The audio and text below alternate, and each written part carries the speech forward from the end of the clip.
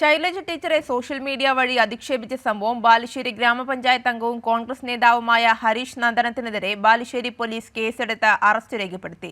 പിന്നീട് സ്റ്റേഷൻ ജാമ്യത്തിൽ വിട്ടയച്ചു. ശൈലജ ടീച്ചറെ സാമൂഹ്യ മാധ്യമങ്ങൾ വഴി അധിക്ഷേപിച്ച സംഭവത്തിൽ ബാലുശ്ശേരി ഗ്രാമപഞ്ചായത്ത് അംഗവും കോൺഗ്രസ് നേതാവുമായ ഹരീഷ് നന്ദനത്തിനെതിരെ പോലീസ് കേസെടുത്തു.